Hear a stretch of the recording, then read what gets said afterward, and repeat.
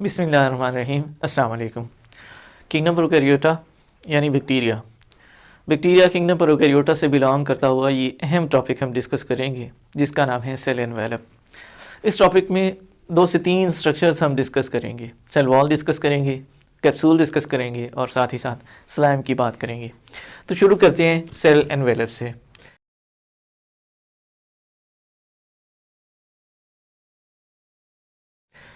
नाम का मतलब क्या है? सेल एनवेलप से मुराद क्या है? Outer wrapping. एनवेलप या आउटर रैपिंग का मतलब होता है बैरूनी कवर, बैरूनी तय। जैसे अब अगर मार्केट में एक कैंडी मौजूद है तो कैंडी क्या है? वो मेन चीज़ उसमें वो खाने वाली जो चीज़ खाई जाती है, और उसके बाद जो कवर होता है उस कवर को हम रैपर या रैप का नाम देते हैं। तो आउटर कवरिंग जो होती है उसको रैपिंग कहा जाता है और इसी को एनवेलप का नाम दिया जाता है। एनवेलप के बारे में डाइवर्स सर्फेसिस, ये क्या है? एनवेलप एक्चुअली बैक्टीरिया के अंदर किंगडम प्रोकैरियोटा में ये वैरायटी की फॉर्म में सर्फेसिस हैं, यानी मुख्तलिफ तहों का मजमूआ है। और साथ ही साथ क्या है? इन सर्फेसिस के साथ वॉल्स भी हैं, दीवारें हैं। किन में? इन बैक्टीरिया। यानी बैक्टीरिया में एनवेलप से मुराद, रैपिंग से मुराद क्या है? डाइवर्स सर्फेसिस, यानी सर्फेसिस से मुराद मुख्तलिफ तहों का मजमूआ है, मुख्तलिफ तहों की इकसाम है और उनके साथ साथ मुख्तलिफ इकसाम की दीवारें हैं जो मिल के इस रैपिंग या फिर एनवेलप की फॉर्मेशन कर रही होती हैं। कलेक्टिवली कम्प्लेक्सेस ऑफ लेयर, ये बुनियादी तौर पे क्या है? तहों का मजमूआ है। सेल एनवेलप क्या है? Collectively it is the complexes of layer, यानी तहों का मजमूआ। External to the cell protoplasm, cell से मुराद यहाँ पे सेल मेम्ब्रेन है और प्रोटोप्लाज्म से मुराद साइटोप्लाज्म और न्यूक्लियस या जेनेटिक मटेरियल है। तो न्यूक्लियस या जेनेटिक मटेरियल, साइटोप्लाज्म और सेल मेम्ब्रेन के बाहर तहों का पेचीदा मजमुआ, या फिर सिंपली हम कह सकते हैं तहों का मजमुआ, इसको हम नाम देते हैं, इस तहों के मजमुए को सेल एनवेलप का नाम दिया जाएगा। यानी जेनेटिक मटेरियल, सेल मेम्ब्रेन के बाहर जो जो चीज़ें मौजूद होंगी उन सभी को हम इस सेल एनवेलप का नाम दे रहे हैं। यहाँ पे इस डायग्राम में भी अगर हम देखें तो ये जेनेटिक मटेरियल, इसके गिर्द साइटोप्लाज्म है और फिर साइटोप्लाज्म के बाहर सेल मेम्ब्रेन है। यहाँ तक ये मेन बॉडी, और इससे बाहर जो है उसमें सेल वॉल आ जाती है, स्लाइम कैप्सूल वगैरह आ जाते हैं। ये सब मिल के इस बैक्टीरिया के एनवेलप की फॉर्मेशन करें जिसको हम सेल एनवेलप का नाम देते हैं। सेल एनवेलप की क्या क्या चीज़ें मौजूद होती हैं? स्लाइम, कैप्सूल और फिर सेल वॉल। 3 चीज़ें हमारे सिलेबस में डिस्कस की गई हैं जो मेनली हम सेल एनवेलप में देखते हैं, जिनको हम स्टडी करते हैं। आगे बात करेंगे सबसे पहले कैप्सूल की। कैप्सूल की अगर हम लोकेशन की बात करें तो ये सेल वॉल के बाहर नॉर्मली पाया जाता है। Most of bacteria contain cell wall, ज़्यादातर बैक्टीरिया में सेल वॉल होती है सिवाय चंद एक के, और बैक्टीरिया इट मीन के मोस्टली सेल वॉल रखते हैं और सेल वॉल के बाहर हमेशा कैप्सूल की फॉर्मेशन होती है। So it is made up of repeating polysaccharide units.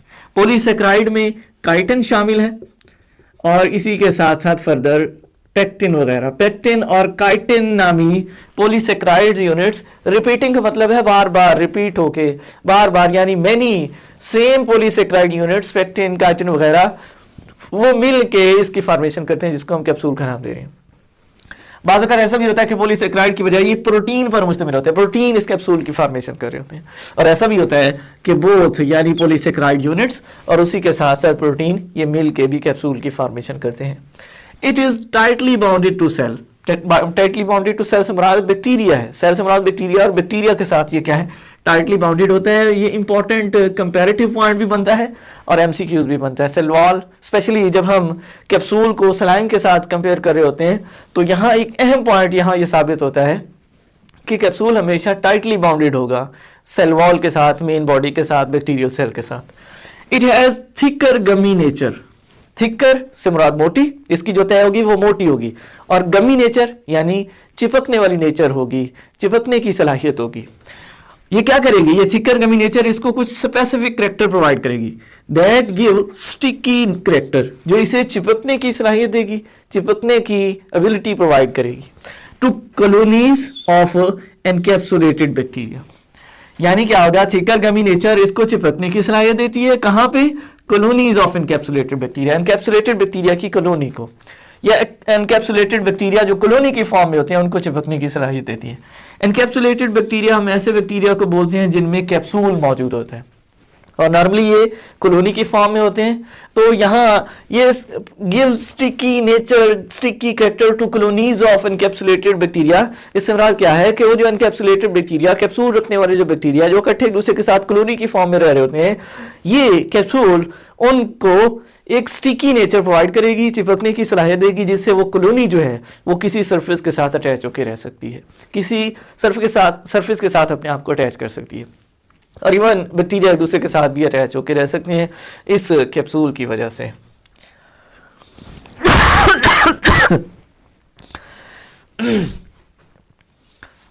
जी, तो नेक्स्ट पॉइंट है हमारा slime. Slime is loose soluble shield of macromolecules. कभी कभार क्वेश्चन आता है डिफरेंस या comparison between slime and capsule. स्लाइम और कैप्सूल के हवाले से 3 डिफरेंस मैं आपको बताऊंगा जो आप अपने क्वेश्चन में आंसर कर सकते हैं। कुछ यहाँ पे भी डिस्कस किए जा रहे हैं मजीद, इन दोनों को स्लाइम को एंड करने पर मैं आप तीनों को हाईलाइट कर दूंगा कि कौन कौन से 3 पॉइंट बनते हैं। स्लाइम क्या है? लूज यानी कि बहुत ही ढीला, लचकीला कह सकते हैं। सॉल्युबल है, हल होने वाला। शील्ड से मुराद कवरिंग है ऑफ मैक्रोमॉलिक्यूल, यानी बड़े मॉलिक्यूल्स की ये लूज और हल होने वाली कवरिंग है, जिसको हम स्लाइम का नाम देते हैं, which is called slime capsule, जिसको हम स्लाइम कैप्सूल का नाम देते हैं। Loose soluble shield of macromolecule is known as slime capsule, और सिंपली हम इसको स्लाइम का नाम भी देते हैं। It provide greater pathogenicity. Pathogenicity, बहुत ज़्यादा पैथोजेनिसिटी प्रोवाइड करती है बैक्टीरिया को। और पैथोजेनिसिटी से क्या मुराद है? बीमार करने की सलाहियत। बीमार करने की सलाहियत पैथोजेनिसिटी कहलाती है। और स्लाइम कैप्सूल की वजह से बैक्टीरिया में क्या आता है? पैथोजेनिसिटी की एबिलिटी आएगी, जिससे क्या होगा? बैक्टीरिया क्या है? किसी भी जानदार को बीमार कर सकते हैं। और बीमार क्यों करेंगे? एक्चुअली बैक्टीरिया अपने आप को प्रोटेक्ट करने के लिए ये पैथोजेनिसिटी और स्लाइम कैप्सूल की फॉर्मेशन कर रहे होते हैं। आगे इसको कि प्रोटेक्शन किस चीज से? And protect them against phagocytosis.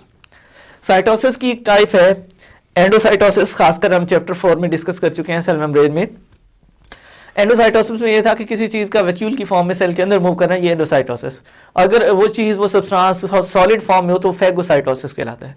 और सिंपली फैगोसाइटोसिस का मतलब होता है निगलना। तो बैक्टीरिया को दूसरे जानदार अपनी खुराक बनाते हुए निगल लेते हैं बाजू का, जैसे प्रोटिस्ट वगैरह वो बैक्टीरिया को अपनी खुराक बनाते हैं। तो बैक्टीरिया क्या है? अपने आप को प्रोटेक्ट करने के लिए, फैगोसाइटोसिस से बचाने के लिए वो स्लाइम कैप्सूल की फॉर्मेशन करते हैं। स्लाइम कैप्सूल के बनते ही क्या है? जो भी जानदार इनको फैगोसाइटोज करने की, निगलने की कोशिश करता है, वो बीमार हो जाता है, जिससे क्या है? ये प्रोटेक्ट रह जाएंगे, ये अपने आप को बचा सकते हैं इस तरीके से। तो एक्चुअली क्या है? स्लाइम की मौजूदगी इनमें प्रोटेक्शन का काम कर रही है, इनको प्रोटेक्ट कर रही होती है। जबकि कैप्सूल की बात करें तो यहाँ ये इनको अटैचमेंट, स्टिकी कैरेक्टर की वजह से अटैचमेंट प्रोवाइड कर रहा था कॉलोनी को, जो बैक्टीरिया कैप्सूल रखते वाले हैं। अच्छा, 3 डिफरेंस कौन कौन से? इनमें पहला डिफरेंस क्या था कि ये लूज है, स्लाइम हमेशा लूज फॉर्म में होता है, जबकि अगर कैप्सूल की बात करें ये टाइटली बाउंडेड होता है। स्लाइम की बात करें ये loose shield, sorry soluble shield है, यानी इसके ऊपर अगर पानी डालें, वाटर या लिक्विड सब्सटेंस, तो ये हल हो जाएगी, जबकि इसके बारे में कैप्सूल सॉल्युबल नहीं है। तीसरा इनका फंक्शन है। स्लाइम का फंक्शन क्या है? प्रोवाइड पैथोजेनिसिटी टू बैक्टीरिया, जबकि ये क्या कहलाता है? ये क्या करेगी? It gives sticky character to colonies of encapsulated bacteria. तो 3 इनके डिफरेंस के पॉइंट बनते हैं। स्लाइम और कैप्सूल के अलग से भी शॉर्ट क्वेश्चन बन सकता है, यानी अलग अलग पूछा जा सकता है कि जी write a note on capsule, what is the function of capsule, what is the importance of capsule. Same इसी तरह क्वेश्चन स्लाइम के बारे में पूछे जा सकते हैं, और इसी तरह इनके दरमियान डिफरेंस भी पूछा जा सकता है। नेक्स्ट हमारा टॉपिक है सेल वॉल। सेल वॉल की सबसे पहली location, present beneath extra cellular substances. Extra cellular substances के नीचे होता है। और एक्स्ट्रा सेलुलर सब्सटेंसेस में क्या आता है? एक्स्ट्रा सेलुलर सब्सटेंसेस में स्लाइम कैप्सूल आता है, फिर सिंपली कैप्सूल आता है, और फिर उससे नीचे सेल वॉल। ये तो स्लाइम और कैप्सूल दोनों के नीचे, स्लाइम और कैप्सूल के नीचे, ये स्लाइम और कैप्सूल को कलेक्टिवली एक्स्ट्रा सेलुलर सब्सटेंसेस कह रहे हैं, यानी स्लाइम और कैप्सूल के नीचे हमेशा ये मौजूद होती है सेल वॉल। ये इसकी लोकेशन की बात की जा रही है। And external to cytoplasmic membrane. Cytoplasmic membrane से मुराद सेल मेम्ब्रेन या प्लाज्मा मेम्ब्रेन है। ये ब्लैक कलर में हमारे पास प्लाज्मा मेम्ब्रेन है, इसके बाहर है। तो हमेशा जो सेल वॉल है वो सेल मेम्ब्रेन के बाहर, जबकि एक्स्ट्रा सेलुलर सब्सटेंसेस यानी कैप्सूल स्लाइम वगैरह के नीचे मौजूद होती है। ये इसकी लोकेशन है।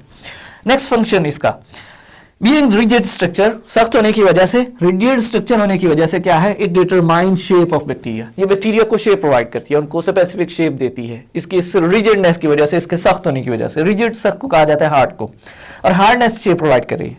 Second, protect the cell from osmotic lysis, cell को ऑस्मोटिक लाइसिस यानी बैक्टीरियल सेल को, बैक्टीरिया को ऑस्मोटिक लाइसिस से बचाती है। ऑस्मोटिक लाइसिस किसको कहा जाता है, गुब्बारा अगर हवा बने तो वो फूलाव का शिकार हो जाता है, उसी ही गुब्बारे में हवा की जगह अगर पानी भरा जाए तो भी वो फूलेगा। अब पानी भरते जाए स्पेसिफिक कैपेसिटी तक गुब्बारा क्या है, फूलेगा। जैसे ही पानी की मिकदार ज्यादा होगी, कैपेसिटी खत्म होगी गुब्बारे की, वो फट जाएगा। अब पानी की वजह से फटना किसी भी चीज का, पानी की ज्यादा मिकदार होने की वजह से, पानी के प्रेजेंस और उसके प्रेशर की वजह से किसी चीज का फटना, इसको बोला जाता है ऑस्मोटिक लाइसिस। और इसी तरह बैक्टीरिया में भी समटाइम इसी तरह होता है कि वो उनमें पानी की मिकदार, लिक्विड सब्सटेंस बहुत ज्यादा कंसंट्रेशन में हो जाता है, खतरा होता है कि वो कहीं फट ना जाए, लेकिन सेल वॉल की मौजूदगी इनमें इनको इस खतरे से बचाती है, इनको प्रोटेक्ट करती है, जिससे क्या होता है कि ऑस्मोटिक लाइसिस नहीं होता, बैक्टीरियल सेल जो है वो नहीं फटता, वो सर्वाइव कर जाता है। तो दो बेसिक फंक्शन है इसकी मौजूदगी के, एक तो प्रोटेक्शन है, दूसरे नंबर पे क्या है, ये शेप प्रोवाइड कर रही है। प्रेजेंस बहुत इंपॉर्टेंट पॉइंट है, यानी सेल वॉल की प्रेजेंस की बात की जा रही है। Only absent in mycoplasma, mycoplasma के बारे में हम ऑलरेडी एक एमसीक्यूज पहले डिस्कस कर चुके हैं साइज के अंदर, जिसमें हमने ये कहा था कि मोस्ट स्मॉलेस्ट नोन बैक्टीरिया ये माइकोप्लाज्मा ग्रुप ऑफ बैक्टीरिया है। और माइकोप्लाज्मा से रिलेटेड ये दूसरा इंपॉर्टेंट एमसीक्यूज कि ये वो बैक्टीरिया है जिनमें सेल वॉल एब्सेंट होती है। तो ये अहम एमसीक्यूज है, याद रखने वाली चीज है, एग्जामिनेशन में पूछा जाता है। सेल वॉल जो है वो एब्सेंट होती है माइकोप्लाज्मा ग्रुप ऑफ बैक्टीरिया में, माइकोप्लाज्मा नामी बैक्टीरिया में। नेक्स्ट पॉइंट है gram staining technique. Gram staining technique ये एक ऐसी टेक्निक है जिसमें हम बैक्टीरिया को रंग देते हैं, और इस रंग की वजह से बैक्टीरिया दो मुख्तलिफ ग्रुपों में तकसीम होते हैं। क्योंकि क्रिश्चियन ग्राम नामी साइंटिस्ट ने इसको डिवेलप किया था, इस वजह से हम इसको ग्राम, इसमें ये वर्ड ग्राम ले रहे हैं। स्टेनिंग रंग देने को कहा जाता है, और टेक्निक तरीका है। तो रंग देने का तरीका जो क्रिश्चियन ग्राम ने डेवलप किया था, इसको ग्राम स्टेनिंग टेक्निक का नाम दिया जाता है। It is developed by Christian gram, Christian ग्राम ने इसको डेवलप किया था। हमारे सिलेबस में इतनी डिटेल नहीं है कि ग्राम स्टेनिंग टेक्निक में क्या होता है, लेकिन थोड़ा सा ओवरव्यू यहाँ पे कि ग्राम स्टेनिंग टेक्निक में क्या होता है। सबसे पहले बैक्टीरिया को स्लाइड पे लिया जाता है, उनको फिक्स किया जाता है। ये हमने एक स्लाइड का स्ट्रक्चर ड्रॉ किया, डायग्राम है। इसी तरह की लैब के अंदर एक शीशे की छोटी सी पट्टी जिसको स्लाइड कहा जाता है वो मौजूद होती है। स्लाइड के ऊपर बैक्टीरिया को रख के मुख्तलिफ स्पीशीज से बिलोंग करने वाले, और उनको फिक्स किया जाता है, यानी पहला पॉइंट फिक्सेशन का। फिक्सेशन के बाद ये जो स्लाइड है इसके ऊपर प्राइमरी डाई के कुछ ड्रॉप्स डाले जाते हैं। प्राइमरी डाई यहाँ पे क्या है, क्रिस्टल वायलेट प्राइमरी डाई है। तो फिक्सेशन के बाद few drops of primary dye, और प्राइमरी डाई इसको क्यों कहा जा रहा है, क्योंकि ये फर्स्ट अप्लाई की जा रही है, पहले इस्तेमाल की जा रही है। और प्राइमरी डाई क्या होती है, क्रिस्टल वायलेट कलर होता है, यानी ये जामनू रंग होता है। ये इसको पर्पल कलर भी बोलते हैं। प्राइमरी डाई यूज करने के बाद आयोडीन के कुछ ड्रॉप्स इसी स्लाइड के ऊपर डाले जाएंगे। यानी स्लाइड पर पहले बैक्टीरिया को फिक्स किया, फिर प्राइमरी डाई के कुछ ड्रॉप्स डाले, फिर उसके बाद आयोडीन के कुछ ड्रॉप्स डाले। फिर हम क्या करेंगे, इसको वॉश करेंगे। इसको डीकलराइजेशन भी कहा जाता है, और वॉशिंग नॉर्मली अल्कोहल से की जाती है। उससे क्या होता है कि जहां कहीं प्राइमरी डाई ने चिपकना था, रिटेन होना था, रहना था, बॉन्ड बनाना था, बन जाएगा, बाकी जगहों से ये साफ हो जाएगा, डीकलराइजेशन हो जाएगी। फिर उसके बाद सेकेंडरी डाई के कुछ ड्रॉप्स ऐड किए जाते हैं। सेकेंडरी डाई यहाँ पे सेफ्राडीन है जो पिंक कलर की होती है, क्योंकि बाद में हम सेकंड नंबर पे इसको यूज करें, इस वजह से यहाँ पे इसको सेकेंडरी डाई का नाम दिया गया। अच्छा, मुख्तलिफ बैक्टीरिया यहाँ पे यूज किए थे। कुछ बैक्टीरिया जो है वो प्राइमरी डाई और आयोडीन का एक मिक्सचर, एक कम्प्लेक्स बनाते हुए अपनी सेल वॉल के साथ इसको अटैच करते हैं, यानी CVI कम्प्लेक्स की फॉर्मेशन करते हैं। क्रिस्टल वायलेट आयोडीन कम्प्लेक्स की फॉर्मेशन करते हैं। और जाहिर सी बात है क्रिस्टल वायलेट और आयोडीन का ये कम्बिनेशन उनकी सेल वॉल को रंग देता है, क्रिस्टल वायलेट या पर्पल कलर, जामनी रंग उनकी सेल वॉल को। इसलिए कुछ बैक्टीरिया जामनी रंग के नजर आएंगे। जब हम ये सारे बैक्टीरिया स्लाइड पर जो हमने इस प्रोसीजर से स्लाइड गुजारी, इसी स्लाइड को जब हम माइक्रोस्कोप के नीचे देखेंगे तो बैक्टीरिया के नीचे कुछ हमें जामनू नजर आएंगे। बाकी वो जिनके ऊपर ये क्रिस्टल वायलेट कलर और आयोडीन नहीं अटैच हुआ था, वो इस डाई को रिटेन करेंगे, वो इस डाई को रखेंगे। ये डाई पिंक कलर की है, सेफ्रानिन की फॉर्म में। और जाहिर सी बात है जब हम माइक्रोस्कोप के नीचे इस स्लाइड को देख रहे होंगे तो जहां हमें कुछ ऐसे नजर आ रहे होंगे जो ब्लू रंग के होंगे, या जो क्रिस्टल वायलेट कम्प्लेक्स बनाते हुए पर्पल कलर रिटेन कर रहे होंगे। इसी तरह कुछ ऐसे भी होंगे जो सेकेंडरी डाई रखने वाले होंगे और वो पिंक कलर में जाहिर होते हैं। तो इस टेक्निक की वजह से बैक्टीरिया जो है, क्योंकि उनमें दो तरह की नॉर्मली सेल वॉल मौजूद होती है, इसलिए उनमें दो अलग अलग डाई जो है वो रिटेन करने की एबिलिटी होती है। दो अलग डाई रिटेन करने की वजह से उनके दो अलग रंग भी जाहिर होते हैं माइक्रोस्कोप के नीचे नजर आने पर। तो इसी स्टेनिंग टेक्निक की बेस पे बैक्टीरिया को दो ग्रुपों में तकसीम किया जाता है। पहला जो ग्रुप है वो ग्राम पॉजिटिव बैक्टीरिया कहलाते हैं। ये वो पॉजिटिविटी से मुराद क्या है? प्राइमरी डाई को रिस्पॉन्स करने वाले, प्राइमरी डाई को रिटेन करने वाले ग्राम पॉजिटिव बैक्टीरिया। ग्राम का वर्ड ग्राम स्टेनिंग टेक्निक से या क्रिश्चियन ग्राम से लिया गया है, और पॉजिटिव से मुराद क्या है कि पॉजिटिव रिस्पांस दिया जा रहा है। ये पॉजिटिव रिस्पांस देते हैं प्राइमरी डाई को, और बैक्टीरिया यानी gram positive bacteria primary dye को पॉजिटिव रिस्पांस देने वाले बैक्टीरिया। और ये कौन से? They stained purple. ये क्या है? इनको जो रंग मिलता है वो कौन सा रंग होता है? ये पर्पल कलर होता है, जामुनी रंग हासिल करते हैं। क्यों हासिल करते हैं? बिकॉज रिटेन प्राइमरी डाई, क्योंकि ये प्राइमरी डाई रखते हैं। और प्राइमरी डाई क्यों रखते हैं? Due to formation of CVI complex. CVI यानी क्रिस्टल वायलेट आयोडीन कम्प्लेक्स की फॉर्मेशन क्योंकि इनकी सेल वॉल पर होती है, इसी वजह से ये पर्पल कलर जो है उसमें जाहिर होते हैं, यानी प्राइमरी डाई रखने की वजह से पर्पल कलर में जाहिर होते हैं, जामुनी रंग में ये जाहिर होते हैं। जब टेक्निक में प्राइमरी डाई के बाद आयोडीन यूज किया तो जिन बैक्टीरिया की सेल वॉल में CV यानी क्रिस्टल वायलेट ऐड हुआ था, अटैच हुआ, वहीं साथ आयोडीन भी अटैच हो जाता है। तो आयोडीन के अटैचमेंट की वजह से CVI कम्प्लेक्स यानी क्रिस्टल वायलेट आयोडीन कम्प्लेक्स की फॉर्मेशन होती है, और ये CVI ये पर्पल कलर देगा, जामुनी रंग देता है। जबकि ग्राम नेगेटिव से मुराद क्या है? ये स्टेनिंग टेक्निक में प्राइमरी डाई को रिस्पॉन्स नहीं करते, ना करने वालों के लिए नेगेटिव का word. Gram negative bacteria are stained pink, यानी ये इनका जो रंग है वो पिंक हो जाता है। क्यों पिंक हो जाता है? Because they retain secondary dye, और सेकेंडरी डाई से मुराद सेफ्रानीन है, क्योंकि ये सेफ्रानीन को रिटेन करते हैं, रखते हैं। इस वजह से इनको हम नाम देते हैं कि ये क्या है? ये ग्राम नेगेटिव बैक्टीरिया है। CVI कम्प्लेक्स की फॉर्मेशन का होना और साथ ही साथ सेफ्रानीन का रिटेन किया जाना ना किया जाना, इसको हम मजीद डिफरेंस के बाद डिस्कस करेंगे। फिलहाल हम आगे बढ़ेंगे। हमारे सिलेबस में एक टेबल दिया गया है, टेबल नंबर 6.1। इसमें ग्राम पॉजिटिव और ग्राम नेगेटिव से रिलेटेड मजीद डिफरेंस दिए गए हैं। वो डिफरेंस क्या क्या है उनको हम इन डायग्राम्स के साथ मजीद डिस्कस करेंगे। लेयर्स, यहाँ पे डायग्राम हमारे पास ग्राम पॉजिटिव बैक्टीरिया, यहाँ ग्राम नेगेटिव। सेंट्रल ब्लैक जो सर्कल है ये एक्चुअली सेल मेम्ब्रेन है, यहाँ पे भी सेल मेम्ब्रेन है, यहाँ पे भी सेल मेम्ब्रेन। सेल मेम्ब्रेन के बाहर यहाँ पे क्या है? सेल वॉल है, ब्लू कलर की फॉर्म में, और ये एक ही लेयर की फॉर्म में। जबकि यहाँ पे क्या है? सेल वॉल एक नहीं दो, एक ब्लू लेयर की फॉर्म में और दूसरी ग्रीन लेयर की फॉर्म में। तो यहाँ सेल वॉल दो लेयर्स की फॉर्म में है ग्राम नेगेटिव में, इधर सेल वॉल एक लेयर की फॉर्म में। यही फर्स्ट डिफरेंस इनका मजीद कि इनमें जो है वो ग्राम पॉजिटिव में एक लेयर पर मुश्तमिल होती है सेल वॉल, ग्राम नेगेटिव में दो लेयर्स पर मुश्तमिल होगी। दूसरा है आउटर मेम्ब्रेन। अगर हम इसके बाहर देखें तो इस सेल वॉल के बाहर मजीद कोई लेयर नहीं, लेकिन यहाँ पे क्या है? सेल वॉल के बाहर मजीद एक और लेयर मौजूद है जो ब्लैक कलर में यहाँ पे शो की गई है। आउटर मेम्ब्रेन ग्राम पॉजिटिव में नहीं होती, जबकि ग्राम नेगेटिव में ये outer membrane additional layer to cell wall ये मौजूद होती है। नेक्स्ट थिकनेस है। हम अगर देखें तो ग्राम पॉजिटिव बैक्टीरिया जो है वो थोड़ी थिकनेस, उनकी थिकनेस ज्यादा है, उनकी सेल वॉल ज्यादा थिकर है, जबकि इनकी सेल वॉल कम है। इसी वजह से ज्यादा थिकनेस हमें मिलेगी। ग्राम पॉजिटिव में वो कितनी है? 20 to 80 मिलीमीटर, और यहाँ पे 8 to 11 millimetre. Periplasmic space between cell membrane and cell wall, ये एरिया जो है, इस एरिया जहां मैं डॉट्स लगा रहा हूं, ये वो एरिया है जो एक स्पेस की फॉर्म में है। और ये स्पेस कहां पे है?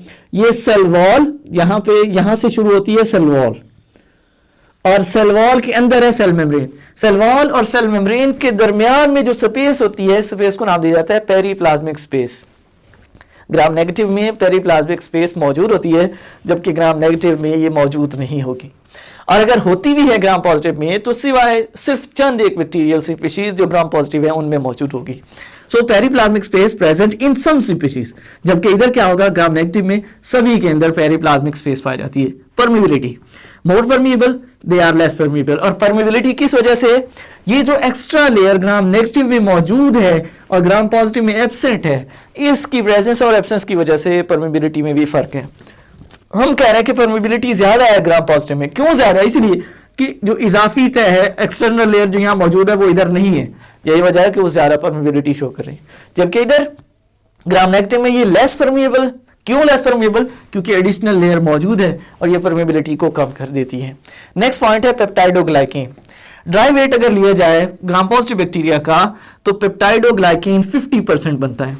ये हमारे पास ग्राम पॉजिटिव, और इसमें जो सेल वॉल है वो मोस्टली ड्राई वेट के पास अगर हम देखें तो ये ब्लू कलर सारा का सारा पेप्टाइडोग्लाइकेन की फॉर्म है, और ग्राम पॉजिटिव बैक्टीरिया में सेल वॉल जो है उसका ड्राई वेट 50% ऑलमोस्ट इसमें पेप्टाइडोग्लाइकेन, यानी ज्यादा कंसंट्रेशन पाई जाती है पेप्टाइडोग्लाइकेन की। जबकि यहाँ पे सेल वॉल के अंदर ये नीले रंग की पट्टी, ये पेप्टाइडोग्लाइकेन है जो बहुत कम है।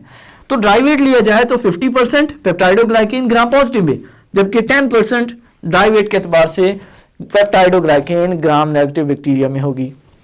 इसके अलावा कुछ एडिशनल सब्सटेंसेस जैसा कि teichoic acid, lipoteichoic acid, they are present in gram positive bacteria, और ये रेड फॉर्म में, फाइबर की फॉर्म में यहाँ मौजूद है। हमने कुछ फॉर्म इनकी रॉ की है, ये एक्चुअली क्या करते हैं, मजीद इनको हार्डनेस प्रोवाइड करते हैं, and they are present only in gram positive bacteria. जबकि lipopolysaccharide, lipoprotein, they are present in gram negative bacteria, और ये लिपोप्रोटीन लिपोपोलीसेक्राइड की लेयर है जो कि ग्रीन पैच की फॉर्म में ड्रॉ की गई है।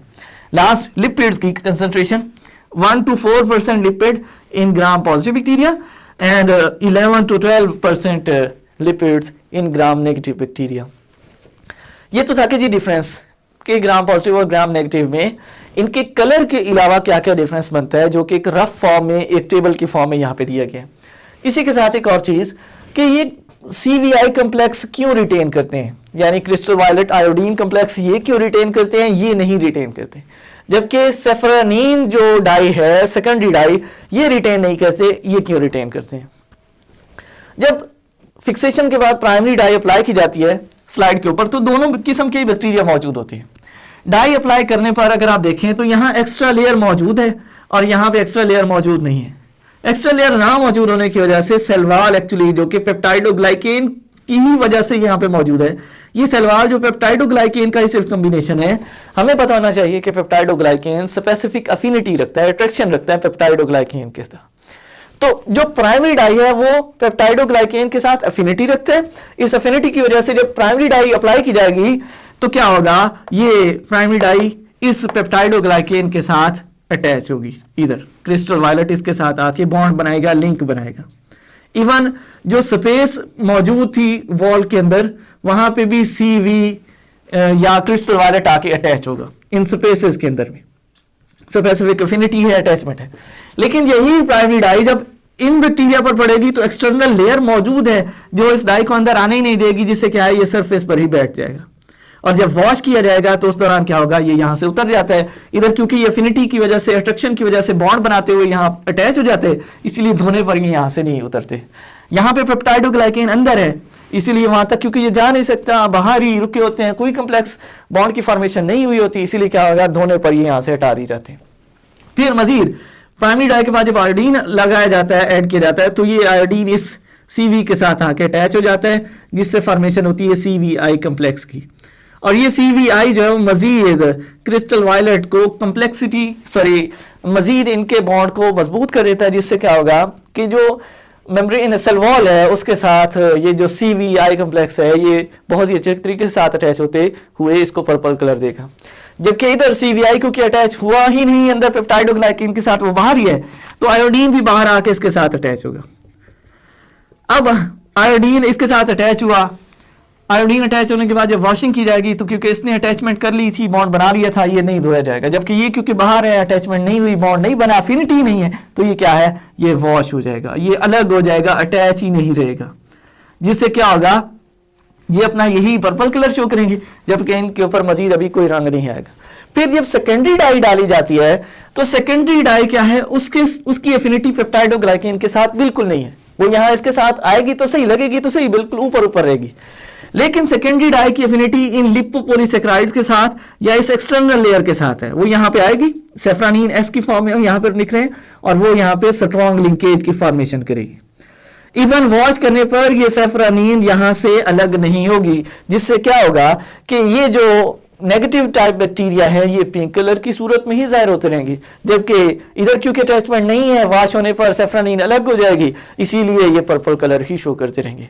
तो पेप्टाइडोग्लाइकेन की क्रिस्टल वायलेट के साथ अफिनिटी और इस एक्सटर्नल लेयर लिपोप्रोटीन लिपोपोलीसेक्राइड की सेफ्रानीन के साथ अटैचमेंट ये प्राइमरी और सेकेंडरी डाई को रिटेन करने में हेल्प करती है, और यही जो प्रोसीजर है ये सेल वॉल ग्राम पॉजिटिव और ग्राम नेगेटिव उनको डिफरेंट कलर देने में अहम किरदार अदा करते हैं। लास्ट पॉइंट है हमारा कंपोजिशन का, cell wall of most bacteria have unique macromolecule. ज़्यादातर जो बैक्टीरिया है उनकी सेल वॉल में एक यूनिक मैक्रोमोलिक्यूल मौजूद होता है, बहुत ही खास बड़ा मॉलिक्यूल मौजूद होता है जो इनकी सेल वॉल की फॉर्मेशन कर होता है। इसको नाम दिया गया है, it is known as peptidoglycan. Its amount varies, यानी इसकी जो मिकदार है वो बदलती रहती है, चेंज होती रहती है। जैसा कि हमने देखा कि ग्राम पॉजिटिव में ये 50% है, ग्राम नेगेटिव में ये क्या है 10% है, तो वेरी करती रहती है इस मैक्रोमोलिक्यूल की concentration. It is composed of framework of long glycan chain, यानी लंबी ग्लाइकेन की चेन्स हैं, और ग्लाइकेन से मराद हम पॉलीसेक्राइड की बात करें, यानी लंबी पॉलीसेक्राइड की chains cross linked with peptide fragments. Peptide के जो फ्रेगमेंट्स हैं उनके साथ ये आपस में क्रॉस लिंक्ड होती हैं, जुड़ी होती हैं, यानी long chains of glycan and fragments, ये एक पेप्टाइड फ्रेगमेंट्स, ये दूसरा पेप्टाइड फ्रेगमेंट्स, ये आपस में एक दूसरे के साथ इस तरह। तो ग्लाइकेन की चेन पेप्टाइड फ्रेगमेंट्स के साथ आपस में जुड़ी होती हैं, जुड़ के क्या है ये इस तरह पेप्टाइडोग्लाइकेन की फॉर्मेशन कर रही होती है, और पेप्टाइड से मुराद यहाँ अमाइनो एसिड है। तो इस तरह पेप्टाइडोग्लाइकेन, पेप्टाइड और ग्लाइकेन दो का कॉम्बिनेशन होता है। Next, intact cell wall. Intact से मुराद होता है मुकम्मल, complete. Complete cell wall contain sugar molecule, इसमें शुगर मॉलिक्यूल मजीद होते हैं, इसमें टेचोइक एसिड होता है, और साथ ही साथ इसमें लिपोप्रोटीन और पॉलीसेक्राइड्स वगैरह मौजूद होते हैं जो पेप्टाइडोग्लाइकेन के साथ लिंक्ड होते हैं, पेप्टाइडोग्लाइकेन के साथ अटैच होते हैं, मजीद उसको मजबूती देते हैं और उसको उसका काम करने में अहम किरदार अदा करते हैं। Next, several bacterial groups. कुछ बैक्टीरियल ग्रुप्स ऐसे हैं जिनमें क्या है, विच लैक सेल वॉल, जिसमें cell wall which lack cell wall structure character of gram positive and gram negative bacteria. कुछ तो ऐसे हैं जिनमें सेल वॉल होती नहीं है, जैसा कि हमने माइकोप्लाज्मा की बात की, और इवन कुछ ऐसे हैं जिनमें सेल वॉल है लेकिन उनमें gram positive gram negative nature की जो सेल वॉल है, या gram positive gram negative character रखने वाली जो सेल वॉल है वो उनमें नहीं होती, यानी स्टेनिंग टेक्निक को वो रिस्पॉन्स नहीं करेगी उनकी सेल वॉल। तो यही चीज़ यहाँ पे बताई गई है कि इस ग्राम पॉजिटिव और ग्राम नेगेटिव जो सेल वॉल है, करेक्टर रखने वाली सेल वॉल, वो इन कुछ बैक्टीरिया में बिल्कुल होती नहीं है, इसलिए ये बैक्टीरिया स्टेनिंग टेक्निक को रिस्पॉन्स नहीं करते। Last, cell wall of archaeobacteria. बहुत इंपॉर्टेंट पॉइंट है एमसीक्यूज पॉइंट ऑफ व्यू से, ऑब्जेक्टिव के लिहाज से, कि आर्चियोबैक्टीरिया की सेल वॉल कैसी है। सेल वॉल ऑफ आर्चियोबैक्टीरिया, एक तो आपको ये क्लियर होना चाहिए कि इसमें पेप्टाइडोग्लाइकेन नहीं होता, तो क्या चीज़ होती है, ये बहुत एमसीक्यूज अहम एमसीक्यूज बनता है। और दूसरा, ये किस चीज़ पर मुश्तमिल होती है, it consist of protein, glycoprotein and polysaccharide. Protein, glycoprotein और पॉलीसेक्राइड इनका कॉम्बिनेशन होता है, इनसे मिलके इन आर्चियोबैक्टीरिया की सेल वॉल की फॉर्मेशन हो रही होती है। तो ये था हमारा सेल वॉल, स्लाइम और कैप्सूल से रिलेटेड किंगडम प्रोकैरियोटा के टॉपिक्स जो एक्चुअली हम सेल एनवेलप में डिस्कस कर रहे थे। इसमें से बनने वाले जो क्वेश्चंस हैं वो ज़्यादातर शॉर्ट क्वेश्चन है। स्लाइम से बन सकता है शॉर्ट क्वेश्चन, कैप्सूल से शॉर्ट क्वेश्चन बन सकता है, इनका कंपैरिजन पूछा जा सकता है, ग्राम पॉजिटिव और ग्राम नेगेटिव पे नोट आ सकता है, इनका कंपैरिजन पूछा जा सकता है, और इवन कंपोजिशन से क्वेश्चन पूछा जा सकता है। इसके अलावा सारे टॉपिक पॉइंट्स जो हैं, चाहे स्लाइम हो या कैप्सूल हो या सेल वॉल, हर लिहाज से बहुत सारे एमसीक्यूज इनमें से पूछे जा सकते हैं। इवन फाइनल्स के अंदर, बोर्ड के पेपर में और MTCAT टाइप क्वेश्चंस के अंदर किसी भी लिहाज से बहुत सारे ऑब्जेक्टिव्स इन आज वाले टॉपिक से बन सकते हैं। तो आज के लिए इतना ही, मिलते हैं नेक्स्ट वीडियो में नए टॉपिक के साथ, तब तक अल्लाह हाफिज़।